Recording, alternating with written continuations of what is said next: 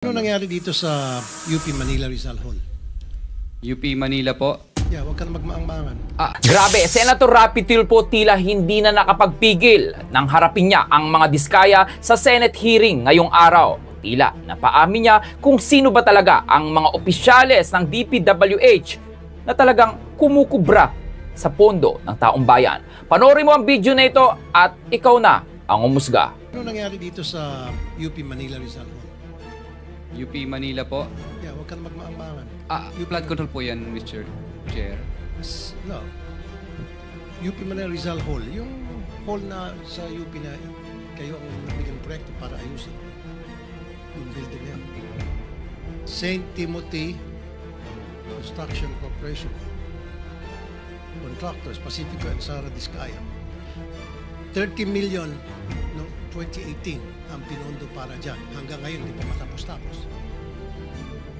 2018, ano naman yun? Mr. Chair, yung ganyan po kasing mga may mga suspension po yan.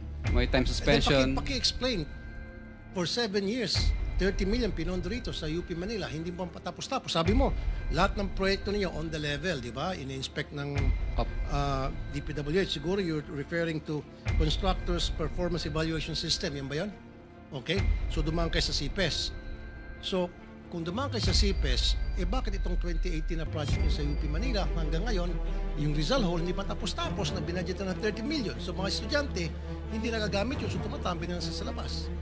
Mr. Chair, yung DPWH po sana ang makakasagot niyan. No, ikaw makakasagot ito. Proyekto mo ito eh.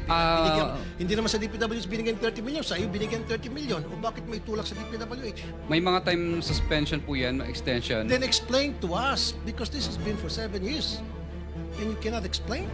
That's 30 million people's money that was funded for that project. And yet, it hasn't been accomplished as of yet. Don't tell me, hindi mo alam to. Eskwelahan to, iho. Hindi to basta-basta mga building, eskwelahan to. Mga estudyante ang pinag-usapan natin.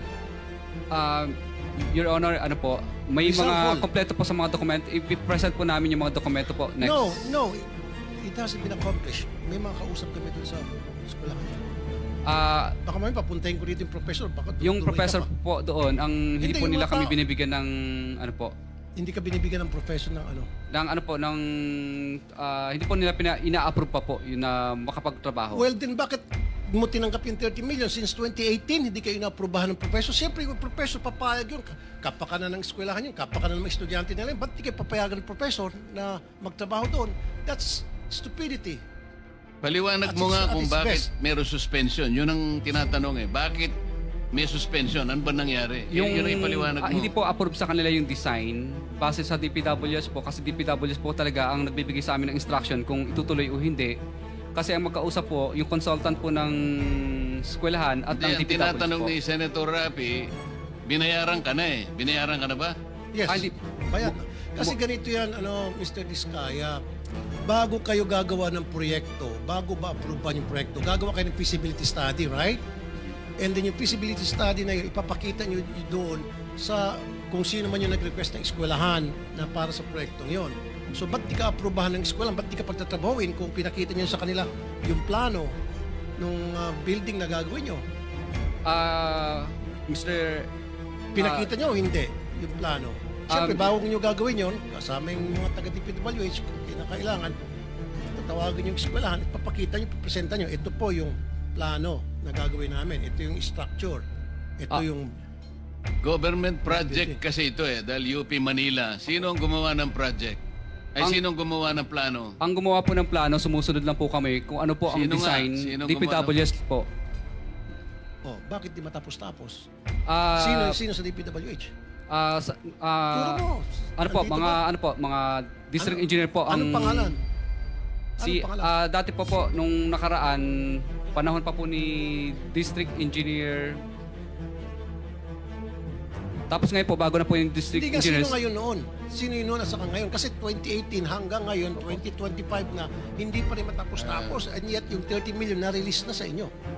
Opo. Bali, alam ko po, ang mobilization lang po ang Ganitong gawin natin, kasi kahit hindi flood control ito, public works naman ito. Pwede mo bang isubmit sa komite ipaliwanag mo kung anong nangyari. 2018 project pa pala yan, nabayaran na kayo.